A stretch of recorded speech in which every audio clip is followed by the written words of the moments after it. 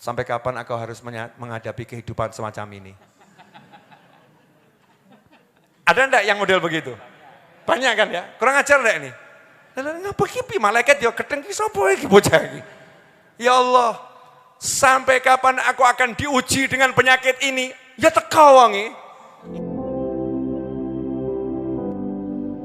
Klik subscribe dan like video ini sekarang juga dan komentarnya. Hebatnya keluarga Nabi Ibrahim alaihissalam. Nanti bagian ini dipotong, di-share ya. Karena ini pendek. Dipotong, di-share. Hebatnya keluarga Nabi Ibrahim alaihissalam. Nabi Ibrahim alaihissalam ini kadang kita lupa kalau dari Nabi Ibrahim akhirnya ada Nabi Muhammad SAW. Jadi kita mengagungkan Nabi Ibrahim itu sama dengan mengagungkan Nabi Muhammad SAW. Kenapa? Lah simbahnya Kanjeng Nabi Muhammad SAW. Nabi Ibrahim itu kakeknya Nabi Muhammad SAW. Nabi Ibrahim punya putra namanya Nabi Ismail. Nabi Ismail nanti punya cucu, cicit, nah, namanya Nabi Muhammad SAW. Bahkan Rasul berbangga SAW. Aku ini, kata Rasulullah, adalah hasil doa kakekku Ibrahim. Hasil doa kakekku Ibrahim.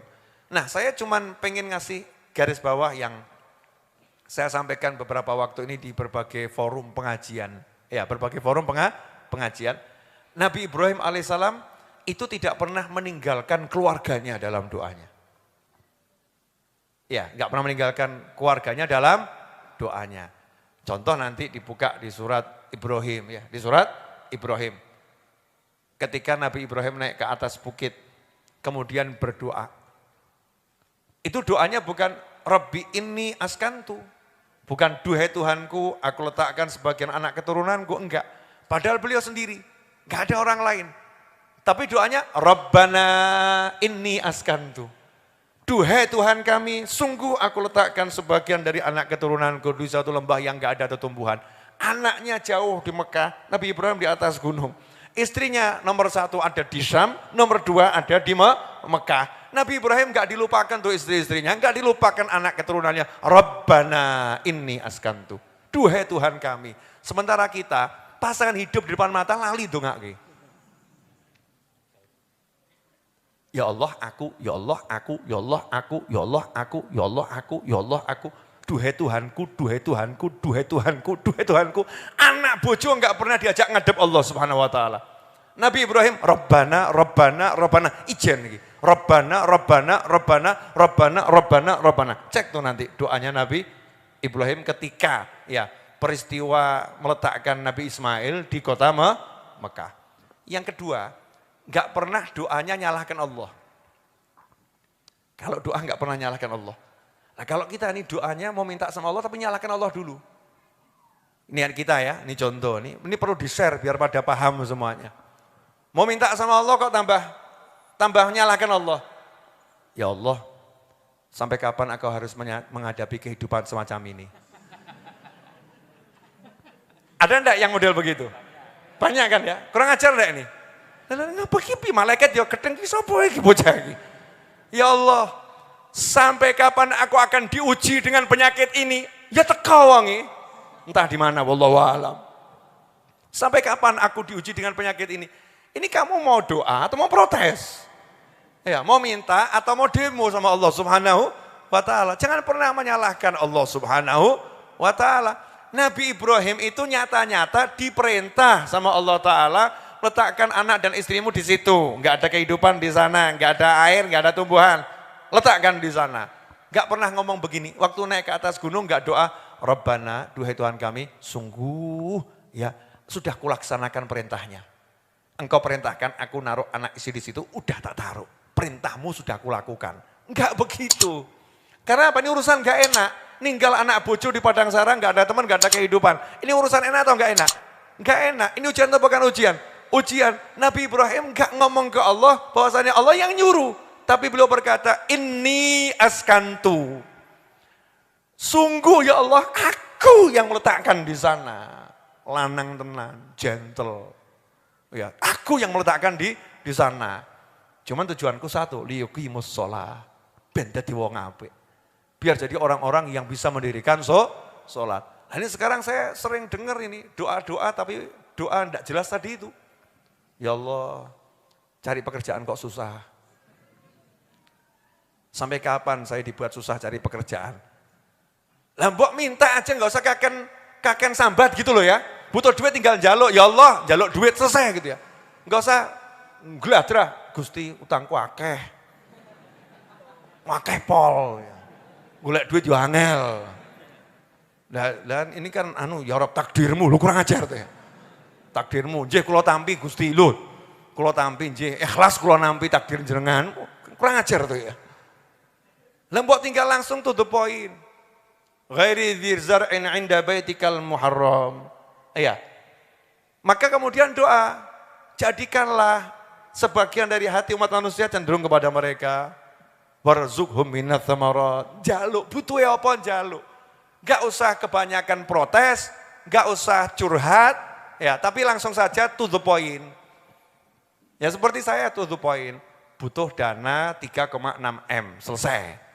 Orang kakek ngomong, ini ya sebetulnya bla bla bla bla bla bla bla bla bla bla bla bla bla bla bla bla bla bla bla, ujungnya butuh dana. Ngarepe sik sing penting, butuh dana 3,6 M, misal begitu. Langsung to the point, sakit, lah mbok ngomong, ya Rob, beri saya kesehatan. Allahumma urzuqni sehatan. Fito atik. Orang kakek sambat, Gusti Allah ngeluh.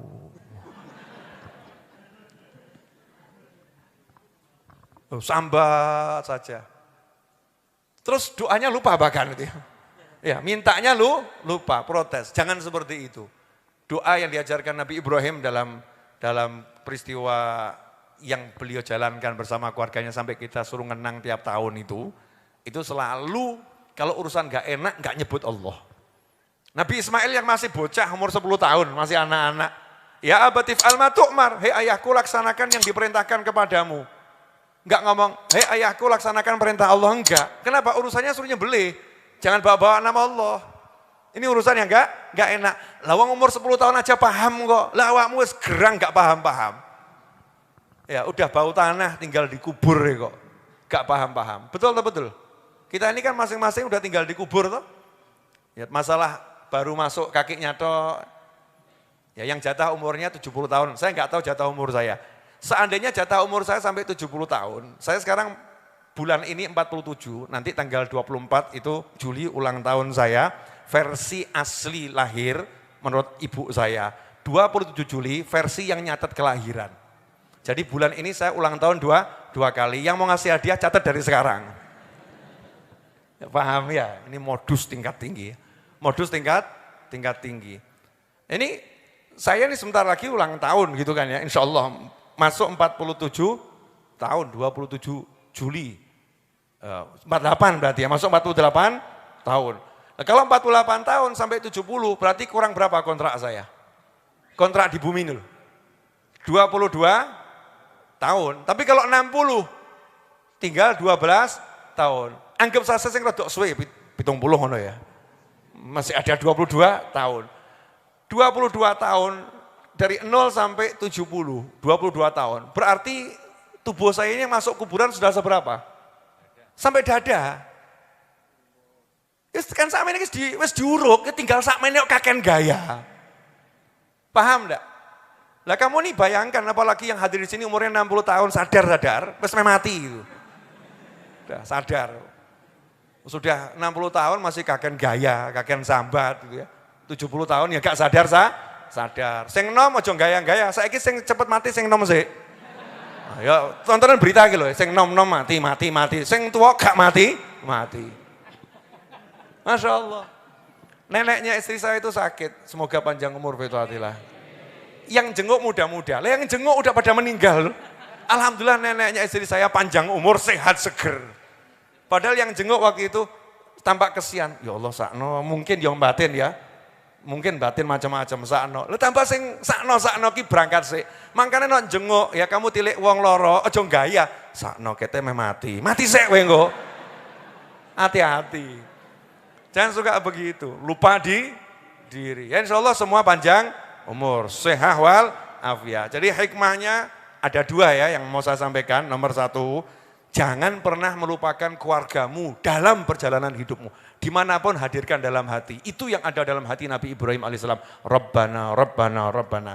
Kemudian yang kedua, kalau minta sama Allah Ta'ala, ya jangan protes sama Allah gitu loh. Jaluk ya jaluk. No. Ya jangan misal jangan datang ke Majlis Ar-Raudhah. Kok kebetulan nggak dapat kopi gitu ya. Terus ngadep sama saya. Ya, Beb, itu semua orang dapat kopi. Bahkan double-double. Aku kok orang entuk gibi. Saya yang dengar begitu ya rasanya pengen tak kletak gitu.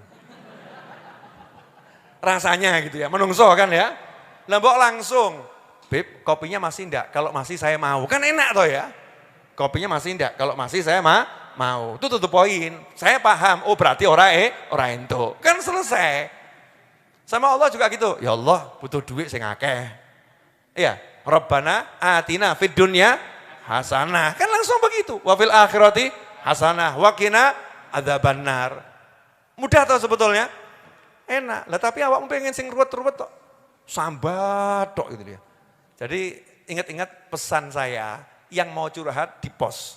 Dulu curhatnya sama Edwin Rus Cahyadi, almarhum. Sekarang sama Anto tuh di pos.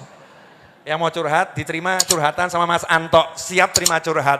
Ya direkam kalau perlu Mas Anto. Wes rampung ya, del hapus. Paham semuanya? Urip rasa kaken curhat. Tapi aksi butuhnya apa? Minta. Ud'uni astajib lakum. Gampang ya? Jenengan lapar. Wus ngelilit. Terus sama istri enggak minta makan, tambah kaken ngomong. Masakane sing ndengi kurang penak. Segone rada katosen. Terus duduke kae ya kurang garam ngono ya. Ini saya mencela semua, mencela produknya istri itu ya. Setelah itu ngomong, Dik, luwe. Jawabannya, ya mangapo gitu ya. Nah, mangan kono, udaranya silakan dimakan. Lempok langsung, Dik, lapar makan gitu. Enak tuh poin, makan. Saya minta makan, selesai. Nah kita kadang-kadang mencela, mencaci, mencaci, maki. Terakhir jaluk, terakhir minta. Ya rada gedeng sing krungu, sebel yang dengar jadi sebel. Nah sama Allah Ta'ala jangan begitu, to the point. Ya kalau kita mau merayu boleh, tapi ngomong sih, ya Allah saya ini banyak dosa. Lo boleh, namanya nyalahkan diri sendiri. Kalau dalam arti begitu boleh. Ya Rob saya ini jadi pria malas. Ya kurang semangat. Ya Allah ngelek-ngelek awakmu gak apa-apa. Bagus, itu namanya i'tiraf, namanya ngaku. Tolong ya Rob, jadikan saya diampuni dosanya. Tolong. Itu dalam rangka ngemis sama Allah Subhanahu wa Ta'ala. Ini enggak kok, banyak yang doanya itu bukan i'tiraf, tapi ngelek-ngelek Gusti Allah. Cek kamu termasuk yang mana. Ya.